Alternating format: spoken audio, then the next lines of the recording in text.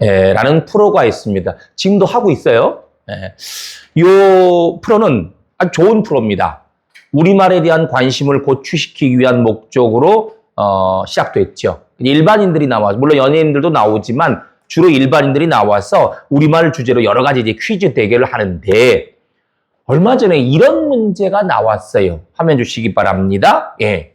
생뭐뭐, 왕뭐뭐, 쇠뭐뭐, 닭뭐뭐. 이 네모 안에 공통적으로 들어갈 말이 뭘까요? 정답은 삐 고기. 그렇죠? 생고기, 왕고기, 쇠고기, 닭고기. 그렇죠? 말 되죠? 그런데 우리말 겨루기 그때 그 프로에서도 저 문제가 나왔을 때 삑 하고 제일 먼저 나왔던 정답이 고기였어요. 근데 안타깝습니다. 고기가 정답이 아니었고, 말은 되지만 저기서 원하는 정답은 여기 아니었고요. 그 다음에 나오는 보기 두 개가 더 있었어요. 자, 그 다음 한번 주시기 바랍니다. 땅뭐뭐, 옥뭐뭐. 뭘까요? 느낌 오십니까? 정답은 고집. 고집이었어요. 말 되죠? 생고집, 왕고집, 쇠고집, 닭고집이라는 건 뭐냐면은, 이제 사전에 보면 고집이 센 사람을 놀림조로 일컫는 말, 순우리말입니다. 그 다음에 땅고집도 뭐 융통성이 전혀 없이 무조건 자기 고집만 밀어붙이는 사람. 옹고집, 뭔지 아시죠? 비슷한 말입니다. 억지가 매우 심해서 자기 의견만 내세우며 우기는 성미 혹은 그런 사람을 가리키는데, 자, 우리나라에서는 흔히 고집이 센 성이 있어요. 성으로 흔히 안씨, 강씨, 최씨, 이렇게 세 성씨를, 우리 교회는 안씨, 강씨, 최씨. 아무튼 그런데 고집에 관한 한 이 안씨, 강씨, 최씨를 당할 수가 없다, 이런 이야기들이 예로부터 있었는데, 그런데 지금 소개해드린 요 얘기를 들으면, 이게 고집이라는 게 성씨하고 별로 크게 상관이 없다, 이런 생각이 아마 드실 겁니다. 조선기담이라는 그 책이 있습니다. 그러니까 조선시대 야사인데, 뭐 기회가 되면 읽어보십시오. 재밌습니다. 역사 책만 읽으면 막 졸음이 온다, 그런 분도 조선기담을 읽으면 재밌다, 이런 얘기가 많이 있거든요. 조선 말기에 서울 동촌에 사는 임가집과 서울 서촌에 사는 윤가집이 같은 날 결혼잔치를 하게 됐어요. 근데 묘하게도 동촌에 사는 임가집 신랑은 서촌으로 장가를 들었고, 서촌에 사는 윤가집 신랑은 동촌으로 장가를 들게 됐는데, 자, 양쪽 집 신랑이 그 신부 집으로 가다가 딱 그만 좁은 그 길에서 딱 맞닥뜨리게 됐습니다. 그러니까 어느 한쪽이 비켜서서 양보를 하든가, 그러니까 신랑이니까 이제 말을 타고 가지 않겠어요? 한쪽이 뭐 비켜서든가, 아니면 그게 아니면 다른 길로 성 밖 문을 나가는 거죠. 사대문 나가서 뺑 둘러가야 되는 거예요. 자, 그런 상황이 됐는데 동촌에 사는 임가집 신랑이 아랫사람을 시켜서 말합니다. 나는 지금 한시라도 빨리 신부 집으로 가야만 하니 그쪽에서 비켜달라고 전해라. 그러자 서촌에 사는 윤가집 신랑도 아랫사람을 자기가 직접 말하지 꼭 그렇게 아랫사람을 시켜서 말합니다. 자신의 의사를 전달해요. 나는 훨씬 더 급하니 그쪽에서 비켜달라고 전해라. 안 비키는 거예요. 두 명의 신랑 서로 비켜나지도 않고, 그렇다고 다른 길로 삥 둘러서 가지도 않고, 오로지 좁은 길을 사이에 두고 서로 먼저 비켜라, 고집을 부렸어요. 기록에 따르면요, 이때가 정월 금음이 되기 이틀 전이었다고요. 무지하게 추울 때. 그러니까 이렇게 추운 날씨에서 서로 먼저 비키라고 고집을 부리면서 언제까지 있었느냐? 아침에 출발을 해갖고 신부집을 가야 되는데, 아침부터 해가 질 때까지 있었던 거예요. 아침부터 해가 질 때까지. 그러니까 쉽게 말해, 화면 주시기 바랍니다. 이런 모양새가 된 거예요. 이런 모양새가. 예? 서로 비키지 않고 네가 가! 네가 비켜! 이런 이 모양새가 돼갖고 결국 이게 어떻게 해결이 됐느냐? 참 대단합니다. 한 사람들이 그렇잖아요. 이 좁은 길에서 그 사람들만 있는 게 아니라 딴 사람들도 있었을 텐데 서로 이렇게 고집을 부리니까 결국 관아에서 2방까지 나왔어요. 2방까지 나와서 윤가집 신랑과 임가집 신랑 두 사람 신랑 중에 나이가 더 어린 신랑 호구조절한 거예요. 나이가 더 어린 신랑을 먼저 비키라 해서 겨우 해결이 됐다고 합니다. 근데 이제 그걸로 끝난 게 아니에요. 제가 말씀드렸죠. 아침부터 해가 질 때까지 서 있었어요. 그 추울 때. 그래서 하루 종일 추운 날씨에 서 있던 두 명의 신랑 중에 바람을 맞는 방향 쪽에 서 있었던 임가집 신랑. 예, 어떻게 됐느냐?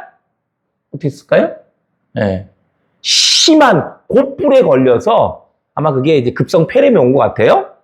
심한 곧불에 걸려서 첫날 밤도 치르지 못하고 시름시름 앓다가 세상을 떠났다고 합니다. 예. 그러니까 졸지에 남의 집 귀한 딸만 청상가부를 만들고 말았어요. 기가 막히죠?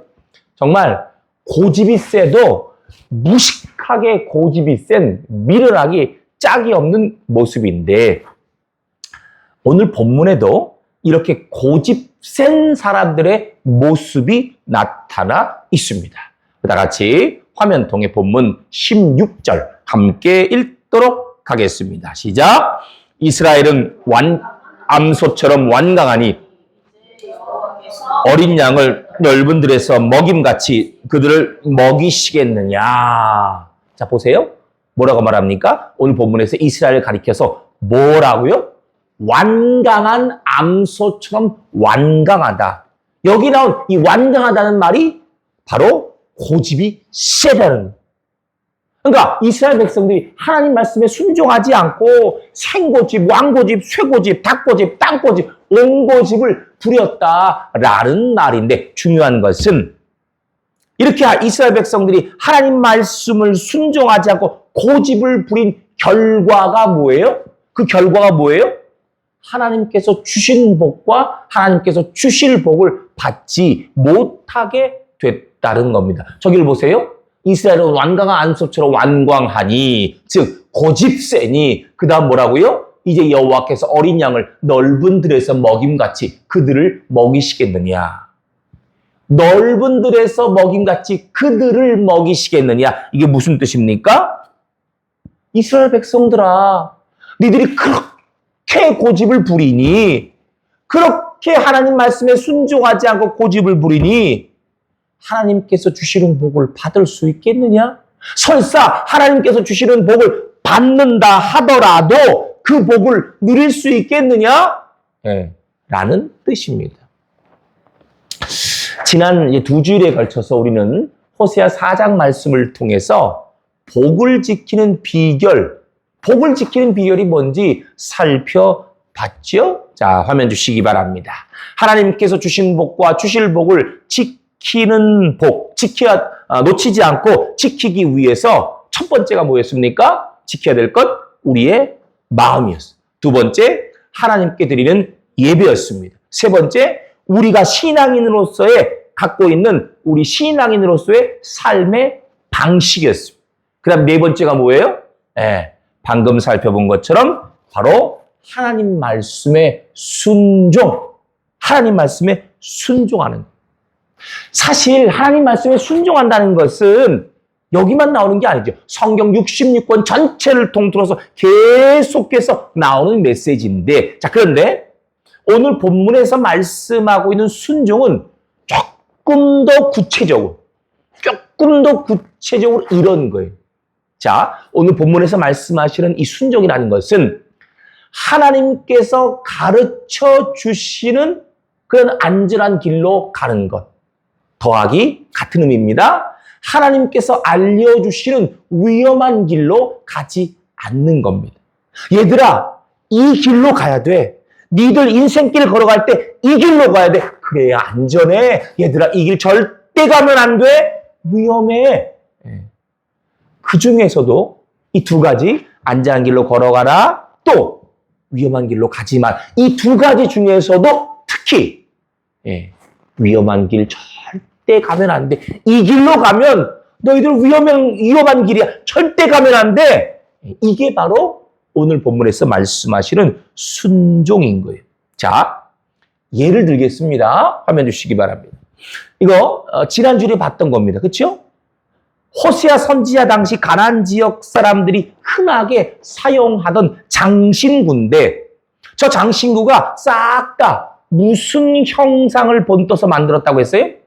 이방 종교에서 섬기는 우상의 형상을 본떠서 만들었다고 했어요. 자, 그래서 하나님께서 말씀을 하셨습니다. 이스라엘 백성들아, 저런 장신구들 멀리 해라.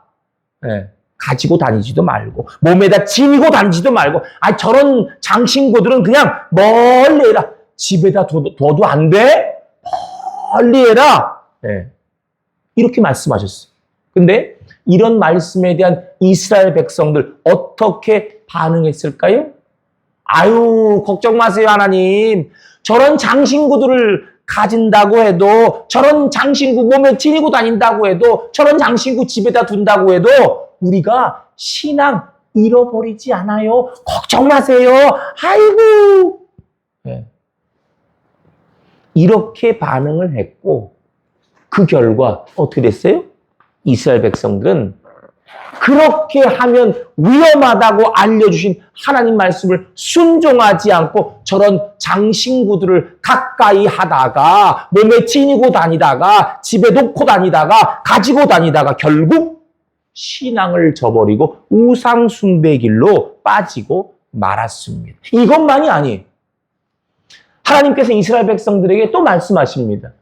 얘들아, 너희들 이스라엘 네 나라 주변에 있는 이방 나라 백성들과 통혼하지 마라. 너희들 아들을 그들에게 주지도 말고 너희 그들의 딸 데려오지도 말고 아주 엄중하게 말씀을 하셨어요. 자, 다 같이 화면 통해 신명기 7장 1절로 4절 요약해서 함께 읽도록 하시겠습니다. 시작. 하나님께서 너보다 많고 힘이 센 7 족속을 쫓아내실 때에 너는 그들과 어떤 언어도 하지 말 것이요 그들과 혼인하지도 말지니 네 딸을 그들의 아들에게 주지 말 것이요 그들의 딸도 내 머리로 삼지 말 것은 그가 내 아들을 유혹하여 여호와를 떠나고 다른 신들을 섬기게 함으로 여호와께서 너희에게 진노하사 너희를 멸하실 것임이니라. 너보다 힘이 많고 힘이 센 7 족속을 쫓아내실 때에 7 족속이라는 것은 민족으로 따지면 헷 족속, 기르가스 족속, 아모리 족속, 가나안 족속, 히위 족속, 여부스 족속, 브리스 족속을 가리키고 그 다음에 나라로 따지자면 바벨론 나라, 아수르 나라, 아람 나라 이런 나라를 가리킵니다. 이들이 바로 이스라엘 주변에 있는 이방 나라 백성. 그러니까 하나님께서 헷 족속, 기르가스 족속, 아모리 족속, 가나안 족속, 브리스 족속, 히위 족속, 여부스 족속 그들과 통혼하지 말아라. 아람 나라, 아수르 나라, 바벨론 나라 그들 백성들과 아들, 딸, 장가들고 시집보내 그렇게 하지 말아라 명령하셨는데 여기서 말한 게 아니에요. 하나님께서는 여기서만 말씀하신 것이 아니라 구약 성경에서 수십 번이나 반복해서 직간접적으로 말씀하셨습니다. 참고로 여기에 대해서 이렇게 생각하시면 안 돼요.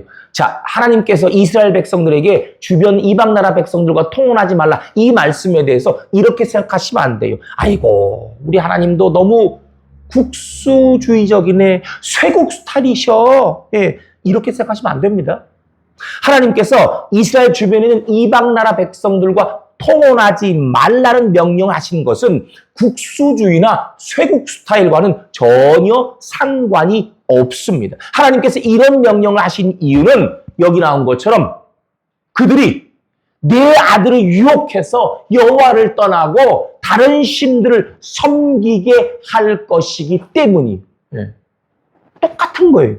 장신구 때랑 똑같은 거예요. 이렇게 하면 그런 길로 가면 이방 나라 백성들과 통혼하게 되면 결국 너희들이 우상을 섬기게 된다. 그러니 그렇게 하지 말아라. 이런 명령에 대해서 어떻게 반응했을까요? 이스라엘 백성들 반응? 조금 전에 장신구 때 반응과 똑같았어요. 하나님, 걱정하지 마세요. 우리가 이방 나라 백성들과 통혼한다고 해서 우리 신앙을 잃어버리지 않아요. 걱정 마세요.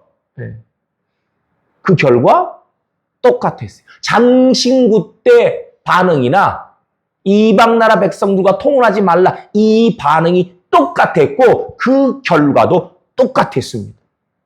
위로는 왕으로부터 아래로는 일반 백성들까지 너나 할 것 없이 이방 나라 백성들과 마구잡이로 통혼했고 그 결과 우상 숭배의 길로 빠지고 말았습니다. 시간이 없어서 더 이상 자세하게 살펴보지 못하는데요. 이스라엘 백성들이 이방 나라 백성들과 통혼한 결과 그 결과가 구체적으로 얼마나 심각했냐 하면 한마디로 이거예요. 자기 자신의 정체성을 잊어버릴 정도였어요. 그러니까 내가 하나님을 섬기는 사람이었나? 내가 신앙을 갖고 있는 사람이었나? 이 자체를 잊어버리는 거예요. 네. 요즘은 따지면 뭐예요? 내가 교회 다녔었나? 이것도 잊어버릴 정도. 그 정도로 심각했어요. 오늘 우리 역시 마찬가지입니다. 공적인 예배를 통해서 개인적인 말씀 묵상을 통해서 하나님께서는 오늘도 끊임없이 우리에게 말씀하고 계십니다. 나의 백성들아, 나의 자녀들아, 너희들은 내가 가르쳐주는 이러이러한 안전한 길로 걸어가야 된다. 인생길 갈 때 꼭 내가 가르쳐주는 이 길로 가야 된다. 또 너희들은 내가 알려주는 이러이러한 위험한 길로 가면 안 된다. 계속해서 말씀하고 계시는데 이렇게 하나님께서 가르쳐 주시고 알려주시는 그 말씀에 대하여 순종하는 것, 순종하는 바로 이것이 하나님께서 주신 복과 주실 복을 놓치지 않기 위해 우리가 지켜야 할 네 번째 요소인 것입니다.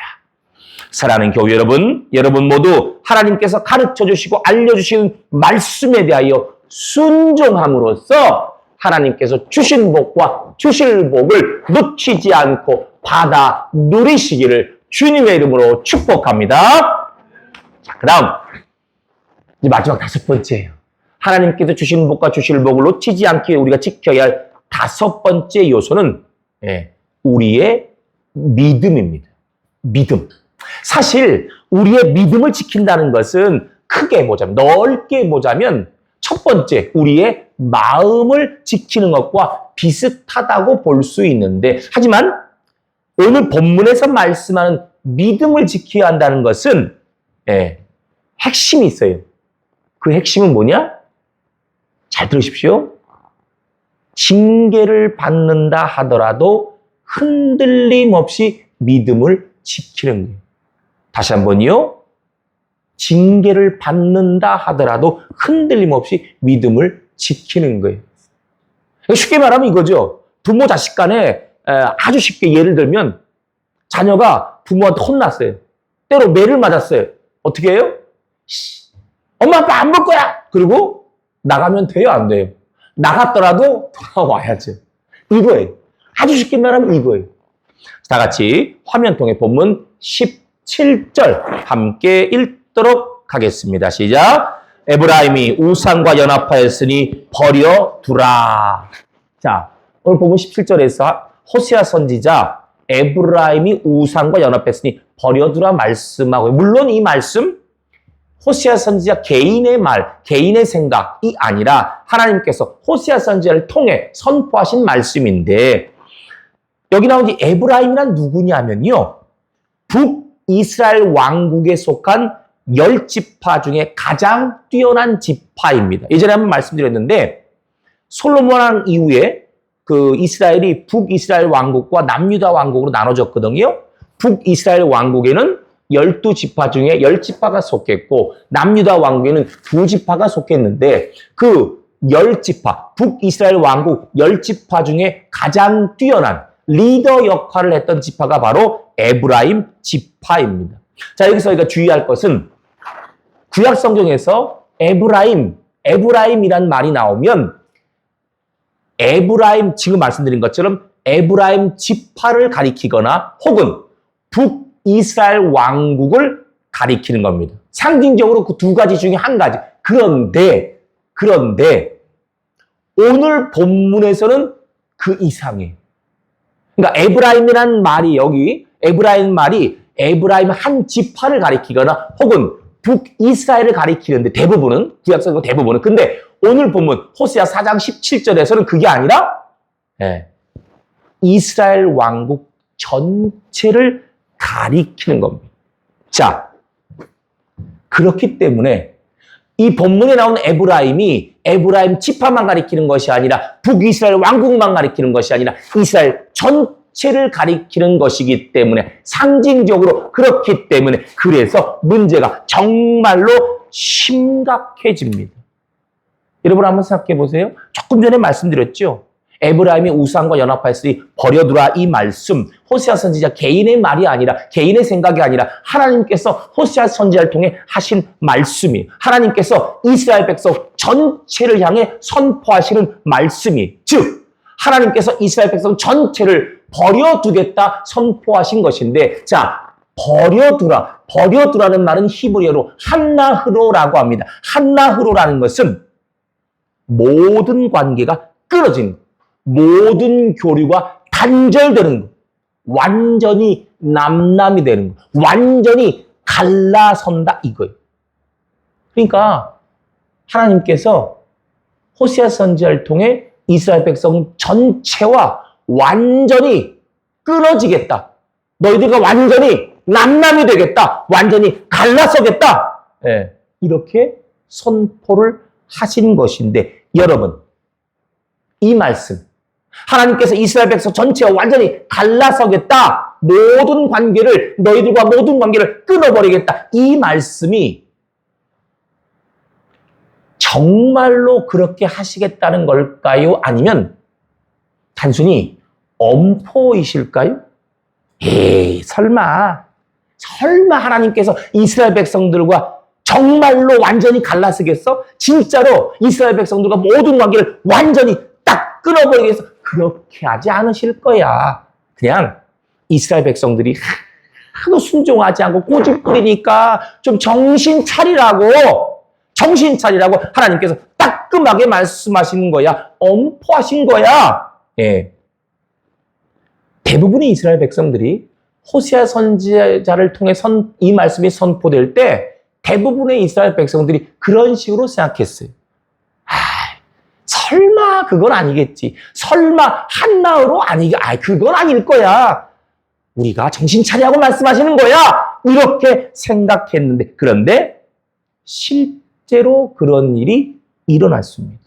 다 같이 화면을 통해 열왕기하 17장 6절 요약해서 함께 읽겠습니다. 시작. 호세아 제9년에 아수르 왕이 사마리아를 점령하고 이스라엘 사람을 사로잡아 아수르로 끌어다가 고산 강가에 있는 여러 골에 두었더라. 아멘. 자, 저기 나오는 호세아는 참고로 호세아 선지자가 아니라 북이스라엘 왕국의 마지막 왕인 호세아 왕입니다. 사마리아를 점령했다. 아수르 왕이 사마리아를 점령했다. 사마리아는 북왕국의 수도입니다. 즉 북이스라엘 왕국이 멸망당했다. 완전히 망했다라는 것입니다. 그러면 남유다 왕국은 됐을까요?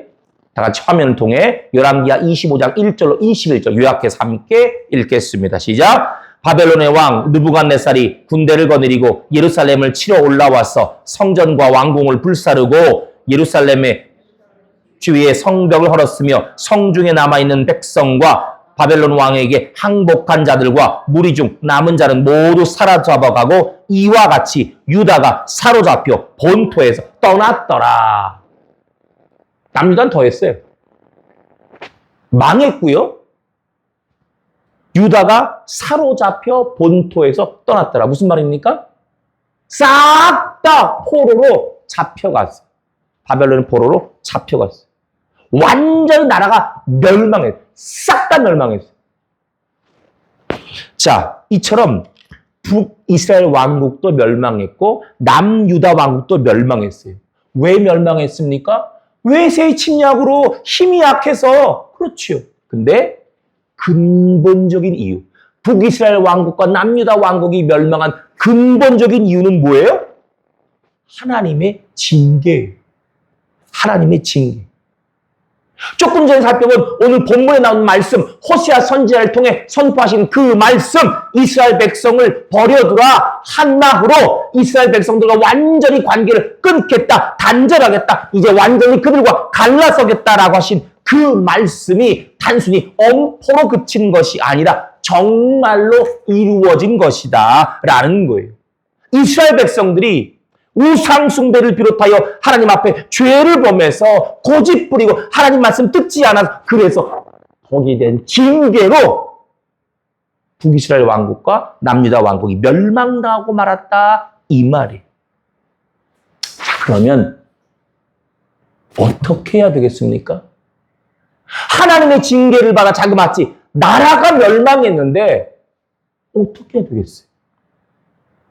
여러분, 이 대목을 집중해서 보시기 바랍니다. 만약 하나님이 우리를 징계하다니, 정말로 하나님이 우리를 한나으로 하다니, 이럴 수가 있어, 하나님을 원망한다든지, 혹은 다 끝났어, 다 끝났어, 하나님의 징계를 받아 나라가 망했는데 더 이상 우리에게 무슨 희망이 있겠어, 이런 식으로 포기하는 자세를 가지면 안 됩니다. 원망하는 자세를 가져서도 안 되고 포기하는 자세를 가져서도 안 됩니다. 우리가 반드시 가져야 할 자세는 바로 이것입니다. 다 같이 화면 통해 오늘 두 번째 본문 호세아 6장 1절 함께 읽겠습니다. 시작. 오라, 우리가 여호와께로 돌아가자. 여호와께서 우리를 찢으셨으나 도로 낳게 하실 것이요, 우리를 치셨으나 싸매어 주실 것임이라. 아멘. 여러분, 조금 전에 제가 말씀드렸죠. 아주 쉽게 말해서 부모 자식 간에 부모에게 혼이 났어요. 자식이 안 나! 나갔어요. 나갔다 돌아와야 돼. 심지어 부모가 너 같은 건 내 자식 아니야! 나가! 했어도 진짜 나가고 다시 돌아와야 돼요. 나갔다 해도 부모님이 너 안 가! 너 내 자식 아니야! 이래도 돌아와야 된다는 거예요. 그게 부모 자식이에요. 하나님과 우리와의 관계도 마찬가지. 하나님께 징계를 받았다 해도 징계를 받은 이스라엘 백성들이 가져야 할 자세, 오늘날 우리가 가져야 할 자세, 하나님께로 돌아가는 것입니다. 하나님께 돌아가면 하나님께서 반드시 낫게 해 주신다는 믿음, 하나님께 나아가면 하나님께서 우리의 상처를 싸매어 주시고 우리의 삶을 회복시켜 주신다는 이 믿음, 이러한 믿음을 가져야만 하는 것입니다. 이처럼 하나님께 징계를 받는다 하더라도, 하나님께 혼난다 하더라도 흔들림 없이 하나님을 향한 믿음을 지키는 바로 이것이 하나님께서 주신 복과 주실 복을 놓치지 않기 위해 우리가 지켜야 할 마지막 다섯 번째 요소인 것입니다. 여러분 모두 이와 같이 흔들림 없는 믿음을 지킴으로 말미암아 하나님께서 주신 복과 주실 복을 놓치지 않고 받아 누리시기를 주님의 이름으로 축복합니다.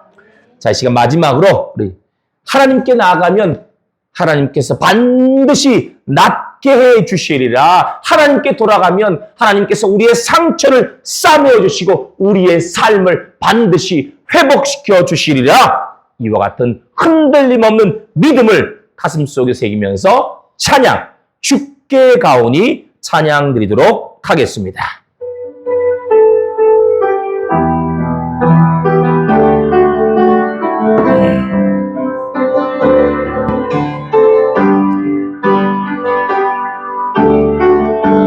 주께 가오니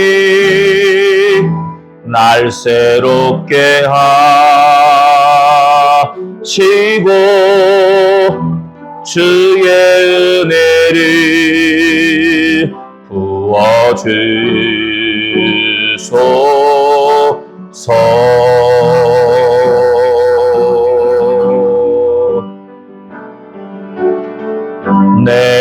안에 발견한 나의 연약함 모두 벗어지리라. 주의 사랑으로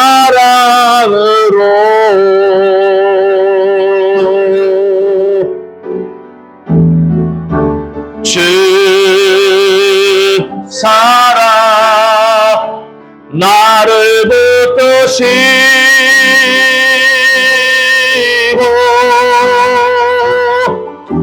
주 곁에 날 이끄소서.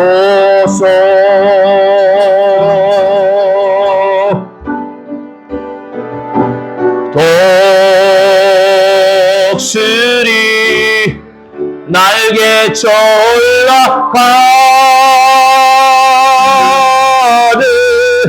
나 주님과 함께 일어나 걸으리. 주의 사랑 안에.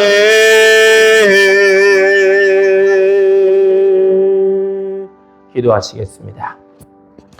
사랑과 풍성하신 하나님, 오늘 말씀을 통해 은혜와 깨달음을 주시니 진실로 감사드리옵나이다. 저희 모두 하나님께서 가르쳐주시고 알려주시는 말씀에 순종함으로써 하나님께서 주신 복과 주실 복을 놓치지 않게 하여 주시옵소서. 또한 저희의 잘못으로 인하여 죄로 인하여 하나님께 징계를 받는다 하더라도 하나님께 나아가면, 하나님께 돌아가면 하나님께서 반드시 낫게 해주시며 우리의 삶을 반드시 회복시켜 주신다는 이러한 믿음을 지킴으로 말미암아 하나님께서 주신 복과 주실 복을 놓치지 않고 잘 받아 누리는 저희 모두가 되게 하여 주시옵소서. 예수 그리스도의 이름으로 기도드리옵나이다. 아멘. 찬송가